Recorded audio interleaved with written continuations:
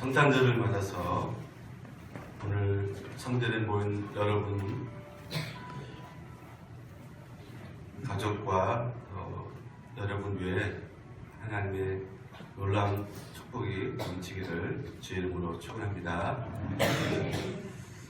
여러분, 이 세상에서 가장 아름답고 신비한 이야기가 있다 그러면 어떤 이야기가 있겠습니까? 그것은 바로 이 성탄의 이야기라고 말할 수 있습니다. 이 성탄의 의미는 말씀하신 대로 임마누엘입니다. 임마누엘은 예수 그리스도가 나와 함께 하시는 겁니다. 하나님께서 낮고 낮은 인간의 몸으로 오셔서 우리와 함께 하신다는 그 임마누엘이 바로 성탄의 의미인 것입니다. 그리고 이것을 요한 사도는 요한복음 1장 14절에 이렇게 말씀하고 있습니다. 말씀이 육신이 되어 우리 가운데 거하신다. 그리고 이 말씀을, 이 로고스는 바로 우리 주 예수 그리스도를 말씀하고 있는 것입니다.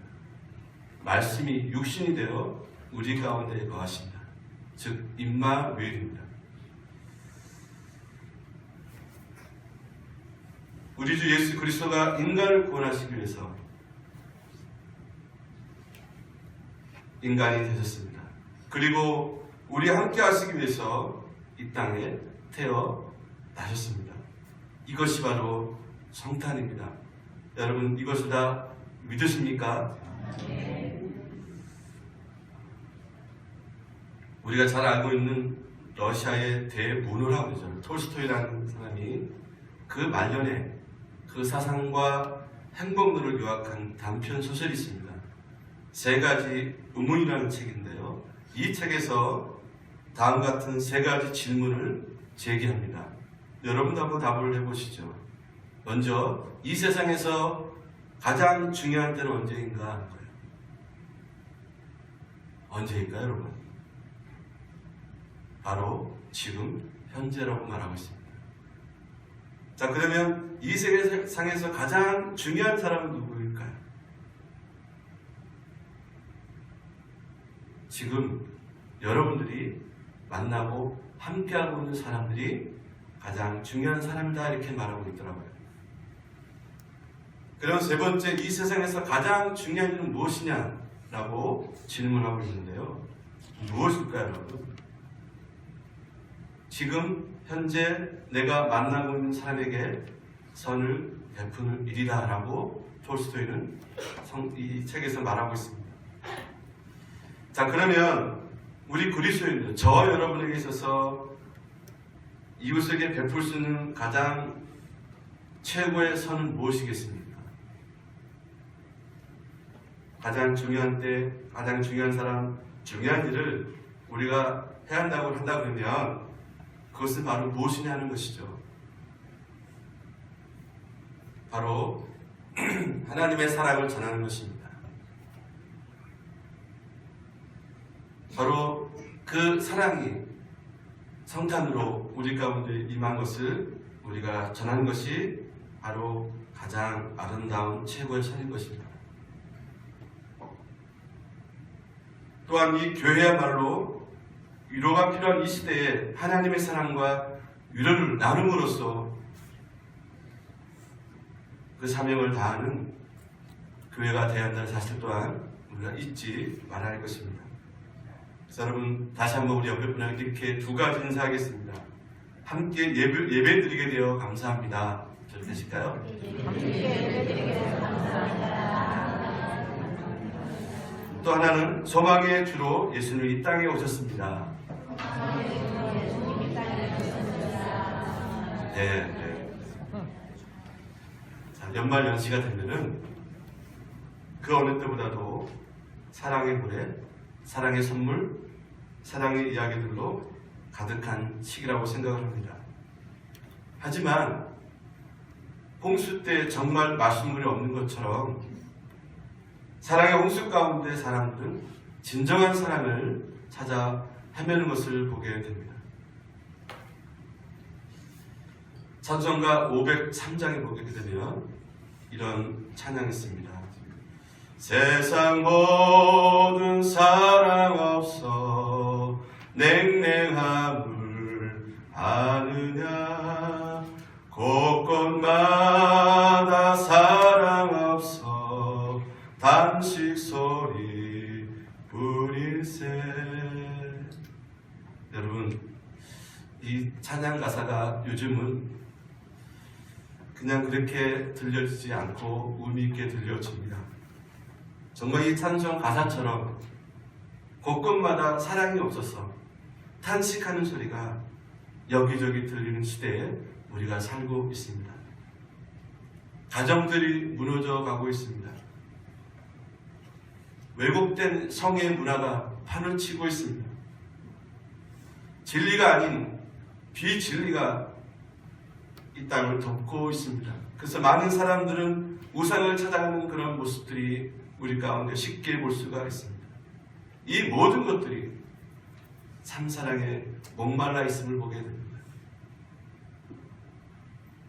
책을 봐도 그렇고 드라마를 봐도 그렇고 영화를 봐도 그렇고 역사를 봐도 그렇고 한 개인의 인생을 봐도 그렇고 그 가운데 가장 중요한 핵심이 뭐냐면 바로 사랑의 문제인 것입니다.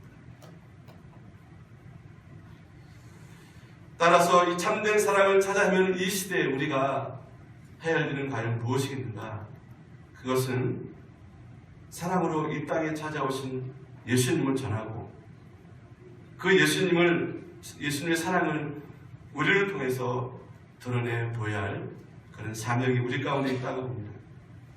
그러기에 오늘 본문을 보게 되면 이 땅에 인간의 몸으로 오신 예수님께서 우리에게 베푸신 사랑이 어떤 것이고 그 사랑을 받는 우리들이 어떻게 살아가야 될지 이 성탄절에 우리에게 주신 메시지가 아닐 수 없습니다.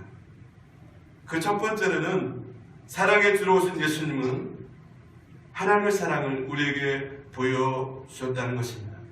여러분 10절을 보실까요? 사랑은 여기 있으니 우리가 하나님을 사랑한 것이 아니요 하나님 우리를 사랑하사 우리 죄를 속하기 위하여 화목제물로 그 아들을 보내줬습니다. 하나님은 저와 여러분 너무너무 사랑하십니다. 하지만 죄로 우리는 죽을 수밖에 없었고 하나님의 사랑을 깨닫지 못하고 불행한 삶을 살 수밖에 없던 우리들의 모습을 보게 됩니다. 그러기에 하나님 아버지께서는 우리를 구원하시기 위해서 독생자 예수를 이 세상에 보내주셔서 우리 하나님과 우리를 화목하게 해주심을 우리는 이 성탄절을 통해서 고백할 수 있어야겠고 다시 한번 믿고 우리의 신앙이 회복되는 이 성탄절이 되기를 원합니다. 요즘 보면 이 아버지의 사랑, 아버지의 성품 부정적인 모습으로 많이 비춰지는 모습을 보게 됩니다. 일련의 사건들이 참 우리에게 그런 수술함을 생각하게 되는데요. 조창인 씨라는 분이 가시곡이라는 그런 소설을 썼습니다. 그것이 이제 여러분도 아마 많이 들어보실 건데요. 이 소설은 이 아버지의 마음을 잘 보여주고 있습니다. 10살 된 아들이 백혈병에 걸립니다. 엄청난 치료비를 감당할 수 없어서 이 아버지는 아들을 살리려고 자기의 장기를 팔려고 병원에 갑니다. 근데 알고 보니까 자기가 간암 말기에 걸린 겁니다. 그래서 자기의 신장을 팔 수 없음을 알게 된 이 아버지는 자기의 이 각막을 팔게 됩니다. 결국 아버지는 시력을 잃게 되고 아들은 살게 되고 아버지는 서서히 죽어갑니다. 그래서 이 책은 실제 물고기, 가시고기의 생태와 생애를 비유한 것인데요. 여러분, 이 가시고기는 암컷이 알을 낳고 떠나면 수컷은 다른 물고기의 공격으로부터 자신의 자식이 알을 필사적으로 지킵니다. 그리고 알이 부화되고 어느 정도 자라는 15일 동안 수컷은 아무것도 먹지 않는다고 해요. 그래서 이 아가미는 헐어가고 아름다운 몸 색깔은 그 색채를 잊어버린 채 결국 자기 새끼들이 자라 떠날 때까지 둥지 문 앞에서 죽는다고 합니다. 그뿐 아니라 죽은 자신의 몸을 새끼들이 먹이로 삼아 새끼들을 포하고 키우는 아주 독특한 이 고기가 바로 가시고기라는 물고기입니다. 그래서 이 가시고기가 우리에게 참 잘 알려진 그 소설로 다가오고 있는데요. 이 가시고기 소설이나 실제 이 가시고기의 아버지와 자식 간에 맺어주는 이 본질적인 힘이 뭘까? 여러분이 자녀들을 위해서 아마 저번쯤이라도 내 심장을 떼어서라도 자식이 살 수 있다 그러면 떼어줄 것입니다. 그죠? 내 그녀를 뽑아서 자식을 볼 수 있다 그러면 아마 부모들은, 일반적인 부모들은 다 할 거예요. 그러면 그 힘이 무엇이냐는 것입니다. 경제적인 이해관계 따질까요? 명예심을 따질까요? 그것은 오직 아버지의 사랑입니다. 그 아버지의 사랑이 그것을 가능케 하는 것이죠. 그와 같이 여러분, 하나님 아버지의 사랑은 자기 몸을 죽이는 한이 있더라도 내 자식을 살리고자 하는 그 아버지의 사랑이, 그 표현이, 그 증거가 바로 이 성탄이라는 사실입니다. 그래서 오늘 우리 기독교인들에게 있어서 정말 중요한 것은 뭐냐면 성탄이고, 더 나아가서는 부활절입니다. 이 성탄의 아버지의 사랑의 믿음과 이 부활의 신앙만 가지고 있으면 여러분 승리할 수 있는 것입니다. 그 시작이 바로 성탄이에요. 오늘입니다. 오늘 성탄절을 맞이해서 여러분은 1년 동안 신앙생활을 어떻게 하는지 모르겠지만 우리 신앙을 새롭게 세우는 이 성탄절이 되었으면 좋겠습니다.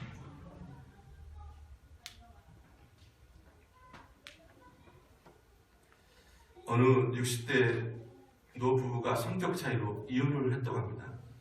요즘은 이 황혼 이혼이 곧잘 있다고 하는데요. 이제 이혼 소송을 마치고 이제 저녁 식사를 하게 됐던 모양입니다. 통닭을 시켰대요. 근데 할아버지가 통닭 날개를 떼서 할머니에게 건네줍니다. 근데 할머니가 하는 말이, 당신은 끝까지 자기중심적이라는 사람이에요. 나는 닭다리를 좋아하는데 당신은 왜 날개를 이렇게 주냐는 거예요. 할아버지가 당신은 날개가 좋아서 날개를 띄워준 건데 할머니는 날개를 싫어하는 거죠. 그러다가 싸우다가 각자 이제 집으로 돌아갔는데, 생각해보니까 지난날 40년 가까이 같이 살면서 할아버지가 할머니에게 당신 통닭 어느 부위를 좋아하느냐라고 한 번도 물어본 적도 없고, 그래서 좀 미안하다는 생각으로 이 할머니에게 전화를 합니다. 할머니가 전화를 안 받으시는 거예요. 또 전화하니까 전화를 또 꺼져 있습니다. 할머니가 보니 이 할아버지의 전화를 안 받은 것입니다. 오랜 시간 후에 할머니가 생각해 봅니다. 내가 좀 너무했나? 나는 통닭다리를 좋아해요 하면은 되는데 내가 너무했구나 생각이 들어서 할아버지에게 전화를 했더니 전화를 또 이분은 반대로 할아버지가 안 받으시는 거예요. 그리고 그 다음날 아침에 한 통의 전화가 옵니다. 이상한 전화번호, 잘 모르는 전화번호가. 받아보니까 경찰서입니다. 방금 전에 할아버지가 운명하셨습니다.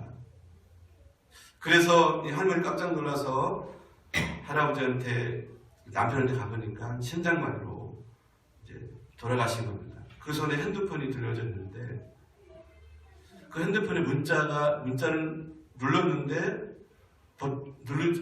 보내지 못한 겁니다. 문자가 그대로 있는데 그 문자에 6글자가 써 있더랍니다. 미안해, 사랑해. 자, 요즘 젊은 사람들은 안 그렇지만 아마 좀 기성세대들은 이런 표현을 잘 못할 겁니다. 요즘에 이 사회가 소통이 안 된다고 그러는데요. 사실은 부부 간의 소통이 안 되고 있고 또 가족 간의 소통이 안 되고 있고 교회 안에서도 목사와 성도 간의 소통이 안 되고 있고 더 나아가서는 하나님과의 소통이 안 되고 있습니다. 하나님 아버지께 독생자를 주셨는데 우리는 하나님께 원망합니다. 하나님의 사랑을 받지 못했다며 불평을 합니다. 이것은 분명히 의사소통의 부재라고 생각합니다. 로마서 5장 8절에 보면 우리가 아직 죄인 되었을 때 그리스도께서 우리를 위해서 죽으심으로 하나님께서 우리에 대한 자기의 사랑을 확증하셨습니다. 이렇게 말씀하고 있습니다.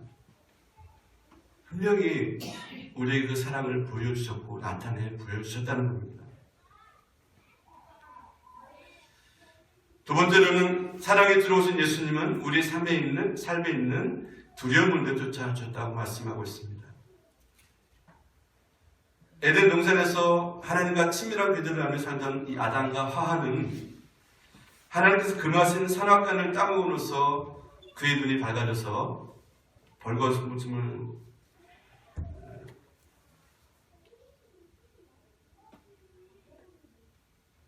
당하고 이제 하나님을 두려워하게 됩니다. 근데 여러분, 우린 디모데후서 1장 7절의 말씀을 우리가 믿어야 되는데, 자, 디모데후서 1장 7절에 보면 하나님께서 우리에게 주신 것은 두려운 마음이 아니요 오직 능력과 사랑과 절제하는 마음이다라고 말씀하셨습니다. 이 두려움이 뭐냐는 것이죠. 공포, 무서움이 아니라 그 너머에 있는 두려움입니다. 이 두려움은 심판에 대한 두려움이에요.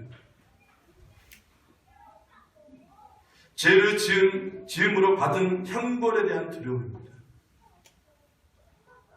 하지만 우리가 사랑에 들어오신 예수님을 믿을 때 우리는 이 두려움에서 해방될 수 있습니다.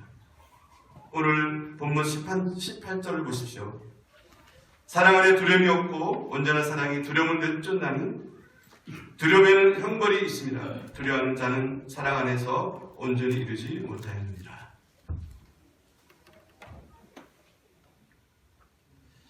아마 여러분들이 영화를 보신 분도 있고 책으로 보신 분도 계시지만은 그 타이탄이라는 그런 소설 영화가 있었습니다.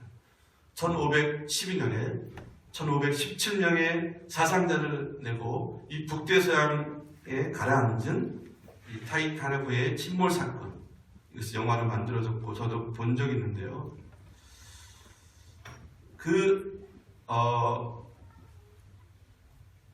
책 안에 소개된 한 여인이 있는데요. 그 당시 현존하는 101세 된 그 로즈라는 그 할머니의 이야기인데요. 이 할머니는 지난 80년 전에 잭이라는 청년과 4일 동안 사랑을 나눈 이야기인데요. 빙산으로 해서 이 타이타닉호가 침몰할 때 자신을 살려주고 당신은 살아야 되라고 하며 죽어갔던 그 잭이라는 청년을 이 할머니는 80년이 지난 후에도 잊지 않고 이렇게 고백을 했다고 합니다. 그는 나에게 단순히 생명만 구원해 준 것이 아니라 내 영혼도 구원해 주었다. 더 나아가 그는 아직도 살아있고 내 기억 속에 살아있다라고 고백을 했다고 합니다. 21살에 만나 단 4일간의 사랑을 나눴지만 80년이 지나도 기억에 남는 그 힘은 여러분 무엇이겠습니까?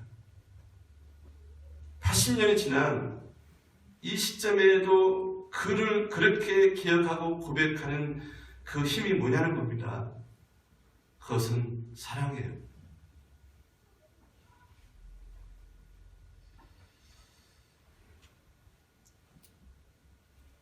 안타까운 것은 우리가 이 사랑을 잃어가고 있다는 거예요.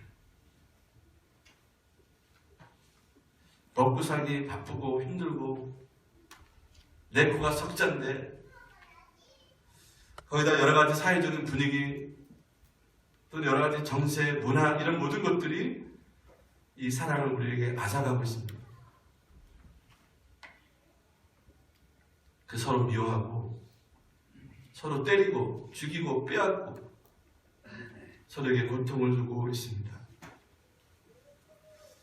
여러분, 사랑의 극치를 보여주는 성탄 이 사건, 이 이야기는 오늘날 우리에게 이 사랑을 회복하라는 그런 하나님의 음성과 메시지가 아니겠습니까?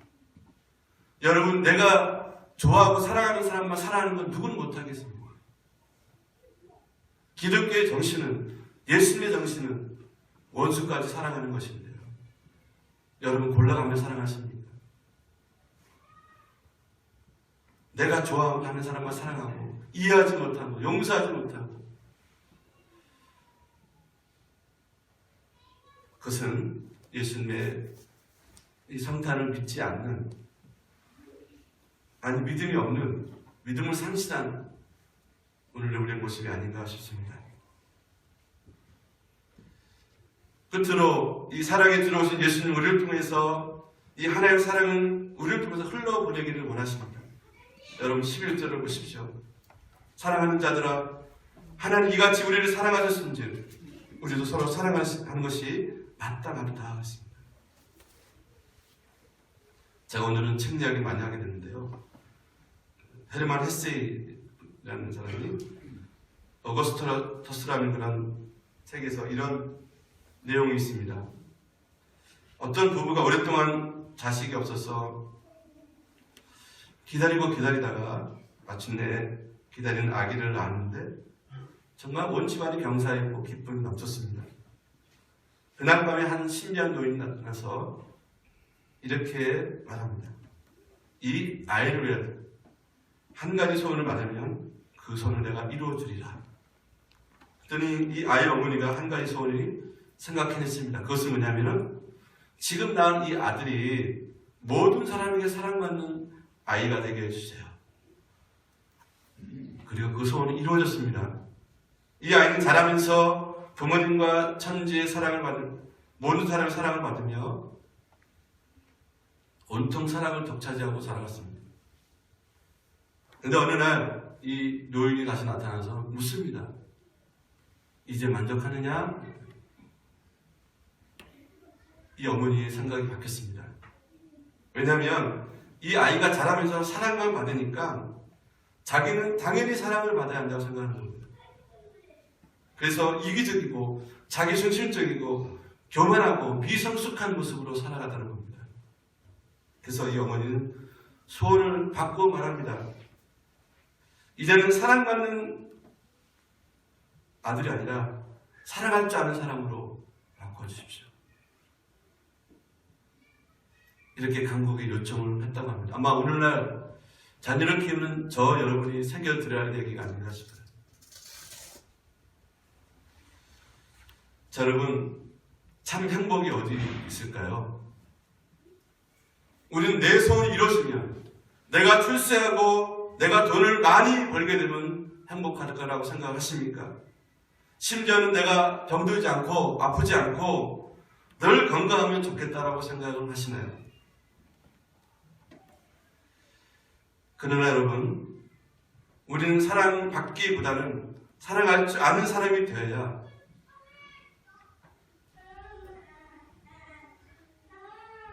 진정한 행복한 사람하고 말할 수 있을 것입니다. 오늘 본문의 저자인 사도 요한은 이 전능하신 하나님 믿는 우리들은 하나님 아버지를 닮아가야 한다고 말하고 있습니다. 그것은 바로 서로 사랑하는 것이다. 자, 여러분 한번 질문해 보겠습니다. 생각해 보십시오. 여러분, 산다는 것은 무엇입니까?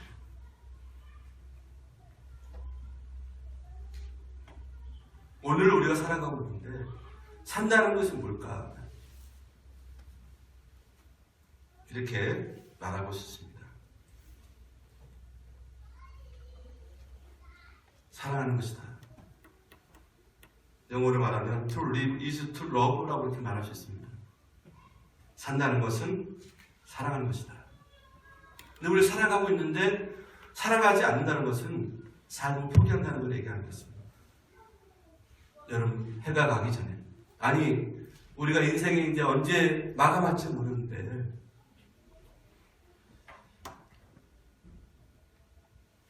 감춰졌던 미움과 다툼이 있다 그러면 우리가 풀어내야겠습니다. 사랑하지 않고는 인간의 존재를 생각할 수가 없는 겁니다. 사랑하지 않는 그 사람은 돌멩이고요, 돌덩이 같은 사람인 것입니다.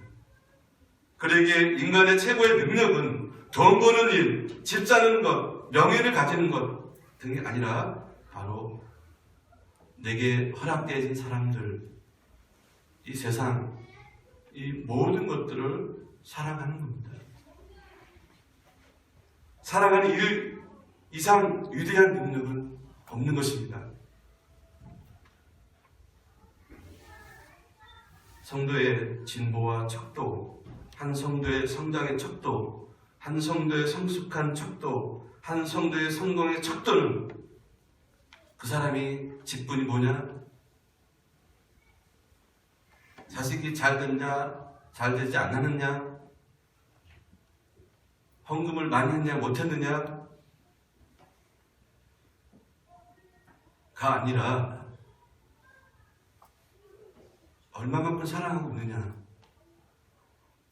그것이 한 성도의 기준이고, 그리고 그것을 측량하는 척도가 바로 사랑이라 말할 수 있습니다.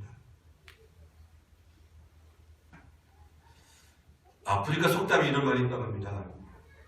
빨리 가고 싶은가? 그러면 혼자 가라고 말하고 있습니다. 멀리 가고 싶은가? 그러면 함께 가라는 속담이 있다고 합니다. 여러분, 우리 인생은 마라톤과 같은 것입니다. 혼자 가는 것 같지만 함께 가야 되는 것입니다. 그래서 여러분, 모든 사람들은 다 사랑받기를 원해요. 그래서 사고도 치는 거예요. 나도 좀 봐달라고. 우리는 그런 대상들에게 사랑을 보내는 것이 아니라 미움과 판단과 정죄를 보냅니다. 이 사회는, 이 영혼들은 계속 망가지고 깨지고 어긋나게 되어 있습니다. 여러분, 형무소를 그렇게 많이 지으면 뭐합니까? 범죄는 줄어들지 않습니다. 그래서 오죽하면 기독교에서 형무소를 만들어야 한다는 얘기를 하는데요, 저는 잘 모르겠고, 어쨌든 이 세상을 치유하고 회복하는 일은 바로 하나님 아버지의 사랑, 이 성탄절을 통해서 이 사랑이 우리 가운데 회복이 되고 치유되고 사랑으로 다시 세워지는 그런 성탄절이 되어야 할 줄 믿습니다. 그리고 오늘 보면 11절에 사랑하는 자들아, 하나님 이같이 우리를 사랑하셨습니다.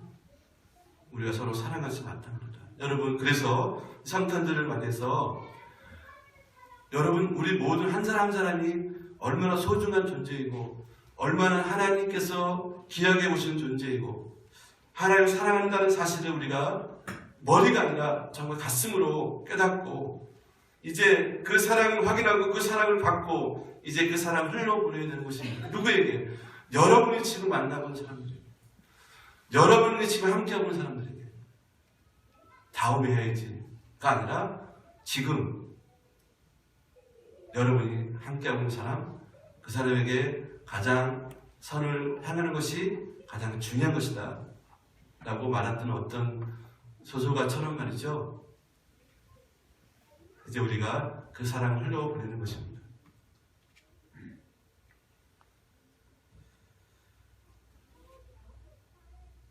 어떤 심리학자가 3,000명을 대상으로 앙케이트 조사를 했는데 많은 사람들이 살아가는 목적이 뭐냐라고 했을 때 94%가 기다리는 것이다라고 했다고 합니다. 그 내용을 보니까 자, 우리는 뭔가 끊임없이 기다리고 있습니다. 좋은 날이 올 거야. 좋은 소식이 올 거야. 사람을 기다리고 사랑을 기다리고 기회를 기다리고 변화를 기다리고 좋은 세월을 기다립니다. 그래 지금은 이렇지만 좋은 날이 올 거야. 다 기다립니다. 우리 교회도 더 하나님께 영광 드리는 좋은 교회가 되기를 또 기다리고 있습니다. 왜 이렇게 기다리고 무엇을 기다리고 있을까요, 여러분? 자, 그것은 우리가 현재 만족하지 못하기 때문에 그럴 수 있다라고 얘기를 합니다. 그래서 미래를 향해서 기다리고 있는 것입니다. 만약에 여러분 우리가 여기 천국이라면 굳이 천국에 대한 기다림을 가질 필요 없겠죠. 여기는 천국이 아니기 때문에 저 본향을 우리는 사모하게 돼 하나님께 우리를 만드셨죠.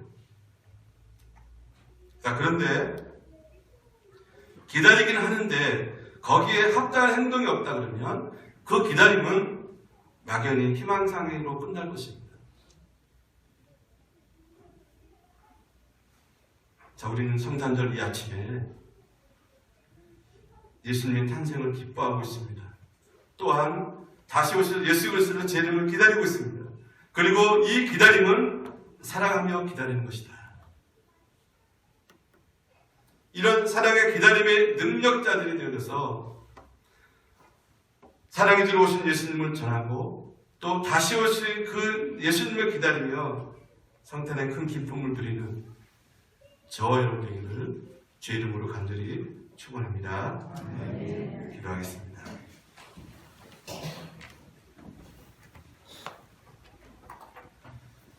사랑의 주로 오신 예수님, 이 땅을 보시옵소서. 이 세대를 보시옵소서.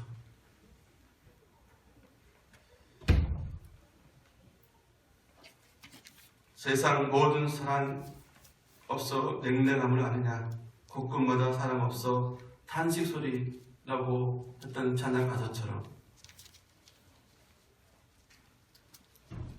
우리는 이런 세대를 살아가고 있습니다. 그리고 2015년도 성탄절을 맞이하고 있습니다. 사랑에 들어오신 예수님, 우리가 이 사랑을 믿고 본받아 사랑을 흘려보낼 수 있는 저희들 되게 해주십시오. 언제, 지금, 누구에게? 나와 함께 본 사람들에게